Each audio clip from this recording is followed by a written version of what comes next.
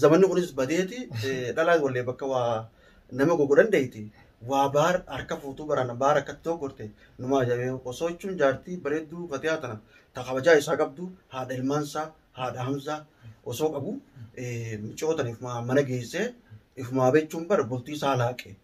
Silaa hiiree isii jalqabaata addunyaan gaaddisaa boru jijjiira. Beektaa meeqa lakkoofte wi garuu obaanju isin amma gara 8 torbaffaa gara 8 baaruu 8 fara fakkaate baar fuudhuunu osoo deemtu baar fuudhuunu 8 fara fakkaate garuu tana rabbi namarraa haa qabu wanni kanaa bareeddu miti abbaa gartee itti dhuftu san sila hajaartii hin qabne akkasitti xiqqashoo wayyaa'ee dulloome gartee yoo harkatte hataate maallaqa bitattee. Assalaamu alaikum warahmatullahi wabarakatuh daawwattoota hordoftoota keenya arra waan ajaa'ibaa waan gartee nama gammachiisa waan nama kofalchiisa waan daawwattoota keenya kanaas gartee hamilee itti godhu kana qabannee dhufne maashaallahi rabbi gartee nurraa haa jaalatu arra wanni dhageenyi jiru waan ajaa'ibaati garuu salaamtaa gaafadhu. Assalamu alaikum warahmatullahi wabarakatuh. Jirra jirtu hordoftoota kabajamtoota maatii channel keenya hundi keessanuu bakkuma jirtanitti gaa salaamtaan teenya ta'uun irraa buqqaate isin hageessu wanni guddoon nagaya. Wanni isinii qabannee dhufne arra baarirraa waan bareedduu takka dhageenye baar akkuma gartee daawwattoonni keenya illee quba qabutti akkuma raajii illee ka'anii illee quba qabutti fatiyaan gaa manarraa ariitee waan ala makiinaa keessa jiruuf sababni gartee innillee manarraa itti bahee illee sababa gartee ililli michoo gartee ajootu ture gartee michoo tanaatu manarraa baase nama jechuun ililli jala deemu hin turre dhalaa gartee isin lama bireetullee harkaatuma ture waa san jalallee fatiyaa harkaan baane garuu tun akka gartee itti manaa baafte akkatti makiinaa keessa galchite akkatti fatiyaadhaan wal jijjiirte fatiyaallee gartee baara akka manarraa ariitu goote michoo tana garuu ammoo sanumturra waan bareedduu takka baar irraa dhageenyeerra waa gartee wanni itti godhan san irraa ka'u alhamdulillahi garuu maashaallahi garuu sammuunsaa qabbanootee amma as deebi'ee fatiyaa gartee haadha hamzaatiin dhiifama gaafachuu deemaa jechuu takkaan dhagee jira beekadhu. Asirratti immoo tana waan bareedduudha. Dhuguma saniin nullee kan barbaannu bahar ilmaan isaa keessatti akka deebi'u abbaan manaa haadha manaatiin abbaan manaa ilmaan isaatiin tola. Haatilleen ilmaanilleen haadhaaf abbaan tolan. Abbaa fi haadha jechuun utubaa manaati. Saniifuu waan guddoo takka innis gaa nu dhageessaa jira. Garuu ani kan jechuu barbaadu bahar viidiyoo dalaguu qofa osoo hin taane dhuguma sanii jechuudha. Jechoota namoonni wanta gartee jechoota namoonni hedduu jedhan yookaan koomentii namoonni hedduu barreessan jechuudha. Kanama abaarus jira dhugaadha. Dhuguma sanii kasidee garuu ni jira. Hammas akka isin adda baataniif hamilee isin godhuun ni jira. Dhugumaan viidiyoo koomentii namaa hin dubbisini koomentii namaa dhiisee ati dhuguma saniin beekaadha. Nama gartee namni olii qaqqabu osoo hin taane nama gartee dhuguma saniin yaadee tingis godhu waan takka yaaduu danda'u waan taate jechuudha. Yaada kee maaneej godhii akkamiin naa barbaachisa. Ililli jala yoo hin deeme faayidaan inni harka dhufaani. Haadha hamzaatii hojii yoo hin jiraadhee faayidaan nan qabu maali jettee wallaaltee mana keetti deemuu qabdan jeetiin isaaf dhaamsa kan dhabu. Egaa akkuma gartee raajiin jettu wanni kun waan bareedaadha. Garuu waan akkanaa kanaan eega dhufe nutillee irraa gammannee jirra. Daawwattoota illee karraa gammadan rabbi haa godhu. Garuu irraa gammadan jeetii yaada. Fatiyaallee irraa gammadan jeetii yaada. Nutu irraa gammannee jirra. Wallaahi egaa maashaallah garuu akkanumatti gartee isa haadha hamzaatti fatiyatti deebisee dhiifama gaafatee namni fatiyaallee gartee qeebaltuuf isa kanaaf. Isa qeebaltee dhiifama gartee isaan hundinuu walii godhanii akka gartee baar alatti hin deemine akka baar ilillii tanatti deebi'ee ilillii tanaa wajjin deemne rabbi haa godhu tanagaa fatiyaadha. Du'aa godhaan ja'a akka isaan nagaa walitti deebi'anii gammachuu duraanii saniin hojii jiraatan ja'a. Asirratti ani dogoggora guddaan duraanis kan jiru fatiyaa biroo osoo hin taane wanni fatiyaadha rakkinni isiin qabdu tokko kan dubbachuu dandeenyu jiru. Jalqaba irratti dogoggora guddaa bahar ni beeytaati. Ilillii wajjin walitti dhufeenya yookaan hariiroo uumachuu hin qabdu turte. Fatiyaan nama beekaadha yookaan hayyuudha. Ati hayyuu miti sin jechuu kiyyaaf. Waa dogoggortee manaa baate. Bahariin. Erga manaa baate booda amma immoo gara mana keetti deebi'uu qabda. Maaliif ililliin faayidaa siin qabdu. Si facaasuu ta'e malee dhuguma sanii yoo ni fi kan dubbannu ta'e ililliin dachaasii jechuudha jaartii torbaffaadha. Qaadhimaa torbaffaadha. Dachaasiisi dhalaanuma qaadhimata malee ta'e inni fuudhee hin garre. beekama. Amma immoo magaalaa keessa deemee anaafis tokkotu jiraata. Yaa ana yaanti, yaa ana yaasi jechuunis faayidaa hin qabdu. Akka nama Oromoo tokkotti jechuudha, akka nama tokkotti ani jechuun raajuun namni tokko dhalaadhaaf jee wal ajjeesuu, dhalaadhaaf jee wal korroocuun zamana dura hafe. Jarraa 21ffaa keessa jira. Tanaaf taati jettee itti amantu ta jireenya kiyya hooggantii yookaan immoo jireenya kiyya kana gara fuula duraatti naaf taati jettee murteessitu guyyaa tokkotti daqiiqaa 5tti murteessuu dandeessa. Akka durii miti. Akka durii jechuudha intala dirqiidhaan qabanii mana seenaa kan yookaan immoo jaarsa gartee dhalaadhaafis ilma dirqiidhaan qabanii itti fuudhanii miti. Sanumaa ta'e. Bahar amma immoo yeroo ammaan kana keessatti ani Fatiyaa mana dhiisee hiriiriidhaa wajjin ala bahuun yookaan makiina keessa dhaquun waan taatee miti. Waan taatee miti. Garuu asumarraan ka'ee bar wanta akka takkan jetti zamanni kunis badeeti dhalaa wallee bakka waa nama gogo dandeetti. Waa baar harka fuutuu barana baar akka ta'u gorte numa jabee osoo jechuun jaartii bareedduu Fatiyaa tana ta kabajaa isaa qabdu haadha ilmaansaa haadha Hamzaa osoo qabu micootaniif mana geessee ifuma beechuun bar bultii isaa laaqe akka kiyyatti akkasii anillee yoon kan iccituu jala baasu ta'e bultii isaa jaalachuudhaafiin Fatiyaa biisa walitti hidhee jaalachuudhaafiin akka inni gabbee bultii isaa tana laayineef Fatiyaa bira waliin dhaabbeef waan kanaaf beekadhu. Garuu ammallee ta'e Fatiyaa bira kan wadhaaban inillee nama Fatiyaattiin deebi'ee hojii dhiifama gaafadhee hojii jala dhagajuu kana garuu har tokkotti waan nama siifne maaliif eega gabbee qilleensa kana fudhatee intala tanaa wajjin naanne intalti sun beekadhu laan takka takka jechuun akka manatti hin deebine si gooti. Si deebitee mana irraa si baafti. Guyyaa immoo telefoona jechuun takka alaatti dhodhooyte yookaan amma yoo fedhe dalagaa naquu danda'a yoo fedhe nama bira geessuu danda'a yoo fedhe duraan hojii jiraatee akka fedhe ta'uu danda'a. Har'a immoo dhiifamaan gaafadhe jee yoo manatti deebi'ee manumatti hafu taate. Alhamdulillah inneti teenya beekadhu ammoo manatti hafee guyyaa immoo isin telefoona dhodhooyte iccitii hojii qabaatan qaba. Waa'ee gartee fuulduraaf jireenya haaraa ni jaarraa yoo gartee dhugumatti baarqa hojii qabaatu ta'e xiqqoo boodee mana taa'e isin bilbilatti bilbilaan gabboon isaan oolamu. Fiidoos hojii maruun isaa takka aaras ta'e takka yoo Fatiyaan kan taate maal godhattee jaatamee yoo Fatiyaan kan hayyamuu diddu taate araarama kana maal godhattee jaatamee. Amma gaa Fatiyaan akka kiyyatti jechuudha akka nama tokkotti Fatiyaa jechuudhaaf Fatiyaan isa didbii jee yaadu. Yoo kan diddu ta'e immoo dhugumaanuu gaa bahar ammaan tana jireenya kee guutuu keessatti jechuudha dogoggoree ati jireenya kee guddaa jireenya keessa dareetee ammaan tana jedhee laaqamuudhaaf. Laaqa jechuun amma fakkeenya ilmi namaa tokko beekadhu guyyaa tokko ni dogoggora. Lamallee dogoggora.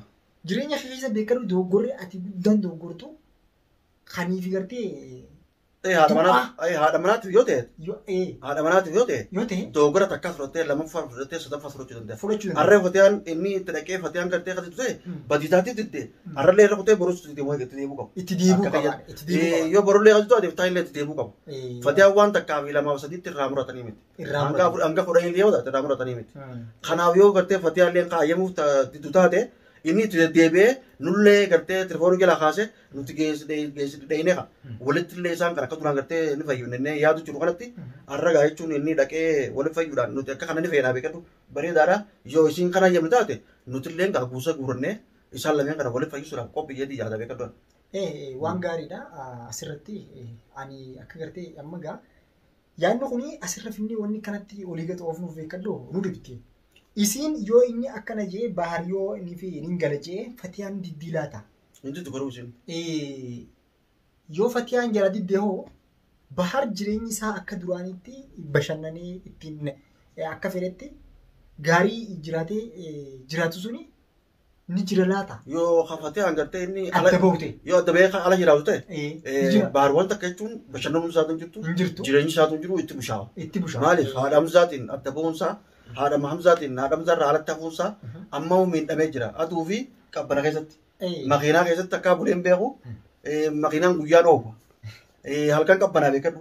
Akkuma oowwa gartee guyyaan eegutti halkanis qabbana. Kana keessa buluun nama jechuun goojjoo ooyiruu bulachuu beekadhu. Manama tokkotti fakkaate maaliif waan duraa mana oowwaa keessa buluuf waan nyaata bareedaa nyaatuuf harma waan alaa nyaatuuf inni nu rakkatee jira. Garuu akka waan gartee badiisaa tana beekee fatee agartee araarfachuu deemuuti na fakkaate garuu bareedaadha. Eega badiisaa beekee kana miidhamee jiraate. Egaa aduu fi caama keessatti namni ni miidhama. Beekamaa. Egaa hormaa fi wanta akka takka namni nu alatti ilaalee gadu kanaaf daasa gubbaa godha. Halkan kana gaayoo qabbana gubbaaf waan biraa takkaashaa gubbaa bal'ise malee guyyaa hooyoo maal gubbaa bal'ise yeroo shan osoo gubbaa kaataa kaatse godhatudha. Kanaaf rakkatee rakkoon beelaatii fi dheebuutus jiraachuun mala. Namni kun beetaa kaashiin maalleenii waan mana fatee bira jiruuf inni ol deemee fudhachuuf walitti aaranii liqeellee harachuu danda'u jedhii yaada. Intala waan maallaqa hin qabneef yoo maallaqa achi jaalatte isaa maallaqa irraa barbaaddi rakkinni biraa isaan jidduu turbe dhiiroo kanaan laata jechuun manatti deebi'uudhaaf deema. Asumaa manatti hambisu enna fatee biratti. Fatee illee taqee baltu rabbi haa godhu enna. Inni yoo gartee yoo naanqee baltuu jee gartee kan ol deebi'ee fatee agartee maal janiin gaa wanta akka takka diddaa birte moo maal jaa waa barbaadu qa. Waa barbaadu dubbii barbaadaaf kachi deebi'ee fatee hin ayyamootteen kana fedhu yoo kadhu taate garuu obsi ennaan. Fatee nama akkas zanii miti. Fatee haadha mana keetiiti. Haadha Hamzaati. Obsi namni akka fatee jiru obsi fatee jechuun sirreeffadhu kara fatee deebi'annaani. Ammoo intala gartee hamtu intala gartee fokkottuta intala gartee fatee awwaalsi dhorkite intala gartee gabbaaftee makiinaa keessa galchite aduu fi caama keessa galchite intala tana irraaftiisi amma dura akkanallee hin qabdu nama nagaa turte nama hayyu turte nama jechuun nama namni dhaga'uu turte nama namaas dhaga'uu turte amma garuu mataa jabaattee jirta sirritti akkuma miciyyoon ture jechuun namni hundi jibbuu jiru kanatti atillee namni jibbuu jira garuu akkas hin ta'ini akka duraa sanitti toliitii amala keetii fi kana hunda yoo fatee walitti deebitu akka taate fateedha yoo walitti toltan nus ta'ee daawwattootaas ta'ee nama hunda biratti baar filatamaa namaati jeetii yaada. Dhugaadha waa hedduu dubbattee jirta. Ani amma intaloon tuni arraan tanaa baar adda baaftee baariin haadha mana adda baaftee. Borummoo laata eenyu adda baaftu? Eenyu adda baafti laata waan jiru gartee saniitu yaachisaa jira. Dhiiroo wayni gala qophooti. Ilaa jechuun tokkoffaa nuti firraa garree jirra. Garree jira yoo ati akkasa salaamne kuusa oggoo garte. Ani wanni jibbuun beektaa amma keessaa tokkoffaan kana jibbitu ammaana. Ana kacitii keessaa jalaa baasee fatee haayime gartee kabaarii walitti sii garagalchee kafatee anis akka jibbitu godhe. Kanamni illee daawwattoonni akka jibbu godhe tokkoffaan ana. Garuu ana akka harkaan hin salaamne akka natti hin dhiyaanne firraa hin eeggajeetin ture. Garuu otallee firraa eeggatu maal? Ilaa beekamaadha jechuudha. Waan akka gartee isin yaaddu sana osoo hin taane waa hundinuu beekadhu akka ifi yaadnu taana. Beekama. Akkasitti deemta. Ani amma isiin namni isii fuudhuudhaaf yookaan isiin eenyutti heerumuudhaaf qophooyte. Hogguun jee yaadu gara fuula duraatii fi arrabni isiidhaaf yookaan uleen isiidhaa muramtee jirti. Muramtee jirti. Ati ta'a baruu adda baaftee. Magaalaan jibbite. Akkasii. Dargaggeessaas ta'e daldala biyya nyaa jechuun hin jabeekatu. Daldalaas ta'e abbaa warraallee ta'e namni hundi jibbee jira dhalaalleen. Saabsitiin tapiree seentu dhalaa biraallee tapiree seentu ulaa fi cuftee jirti nama biraatti illee cuftee jirti garuu ishii namni ulii simatee biroon naqullee hin jiru namni hojjaasullee hin jiru uleensi namni hogguu manan maaleeti ati ta'a baluuf eebaluu dabaaftee taakkaa'oo fatiyaa miskiina sanii fi baar nama akkasii wal jaalatu hojii ture kan ilmaan afur qabu kana dabaaftee nurraa deemu namni jeefa wama takka ammaletti nurraa deemu jeetti maa beekadhu sodaan takka ammaletti. Saniifuu isiin wanni toltuun ammaan tana duraayyoo dalagatallee dadhabde. Amma akka likkitti dalagattu yookaan cal jettee baadiyyaa duraan baadiyyaa miti baadiyyaa silkii hin qabne dhaquu qabdi. Dhaquu qabdi. Silkuma tanaa darbuu qabdi. Silkii jaatan. Silkuma tanaa uummata hin darbitee sireetu beekta. Bakka silaa akka ta'isfaa bakka akka silaa mukallaa fa'a. Baadiyyaa hamtuu tana keessa deemtee saaraa jedhin gaa biyya tanatti baadiyyaa hamtuu tana keessa deemtee bakka dhahaa fi gartee bu'aa bahin gaara hundi jiru. Kana keessa deemtee bakka telefoonillee hin jirre telefoonillee cabsitee dalagattee amma tokkoo fi lama bas baatee ilma dhiiraa tokko haalafa jiru. Miskiinallee ta'u kajaala beeku. Laallachuu qabdi. Kajaala beeku. Maallaqa siitillee yoo fudhatte amma zaman ammaa jechuun dhalaatu dhiira yeruma beekta. Isiin amma tokko akkasitti shabaaba akkasii dardara akkasii bitattee isiin beekta meeqa lakkooytee wuyi. Garuu waggaan jiru isiin amma gara 8 torbaffaa gara 8 baaruu 8 fara fakkaate. Baar fuudhuunu osoo deemtuu baar fuudhuunu 8 fara fakkaate. Garuu tana rabbi namarraa haa qabu wanni kanaa bareeddu miti abbaa gartee itti dhuftu san sila hajaartii hin qabne akkasitti xiqqashoo wayyaa'ee dulloome gartee yoo harkatte hataate maallaqa bitattee itti heerumuu qabdi jedhi yaadan akka kiyyatti. Dhugaadha. Hedduutu akka nama yaabisa. Yeroo takka beektaa umriin waa dheeressu waan lakkuma bulluuni waa hedduu garraa. Waa hedduu garraa jira. Waa hedduu garraa waan jaansan gartee amman tan harkaatu jira. Maaliif namoonni tokko bakka wanni uumamaa jira yeroo takka nama dhibdi. Nama dhibdi dhalaan siin jaaladheettee mana sii dhuftee jaarsaa fi jaartee adda baasu. Ani akka fayyatti dhalaan siin jaaladheetu tana ni uunfadhu. Dhalaan tokko takka siin jaaladha. Ani takkaa bal'oo sirraa hin qabu siin jaaladhina an dhalaa san jibbee. Hundaan siin jaaladhaan tun maali? Maali? Yoo dhiirtis jaalattee irra wayyaa malee. Irra wayyaadha. Ati dhalaan bara bakka hunda deemtee siin jaaladha safuu bara akka nu biratti miidha. Safuudhe. Safuudha qaaniidha nu biratti. Dhiirri takkaatu yoo jaalallee ta'e si gaafatee yoo si fuudhee ta'e akkana nama ayyamtaa jee dhiirtee jechuun kaa si gaafattee yoo ayyamtee gara gartee maatii kiyyaa dhiyaadhu achirraa fudhadhu harumaan nakkoottuun hara warra keenya irra nakkoottu warra keenya immoo siifaana kan nuyin sila ayyamni sila akkas ture duraanis akkas ture garuu amma ammoo durin jirree baasu jira. Durin jirree amma dhalaan takka amma akkasii taa'abu bakrii heerumta kaas dhageessee barata amma dura raafillee hedduu mucoosan gargaaree lamatallee kara boodatti walittillee deebinee walittillee uffisne inshallah amma baga rabbi nagaan galtee wi saata san galtee jetti garuu immoo saadaa lamataa san asittuu haftee jetti jaarsama wajjini jaarsa fuute tajaarsa fuutu san walumaan kan amma gaggeessee eegasillee waliif fayyunee waa hundaa waliif finnee jirra quba qabda jetti yaada garuu ammoo tuni ani na dhibdee tanaa hojii lama taate jetti yaada garuu nutillee firraa ina baar atillee firraa eegin dirqama dhaamsa keenya kasi kan nuyi jechuun jaabee kadhu.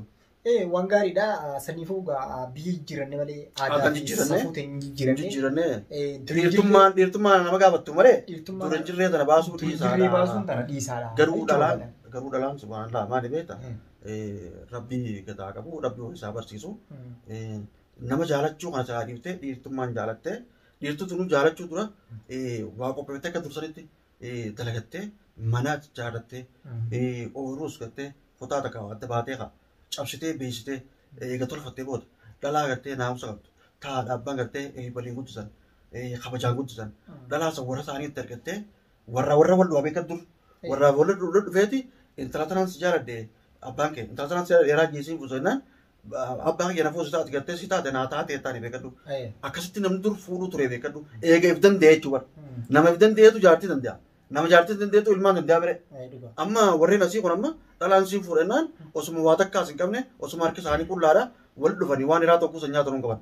Garuu rabbii waliin nu kanna jedhani garuu san rabbii waliin namaa kannu sababa haa taatulleedha.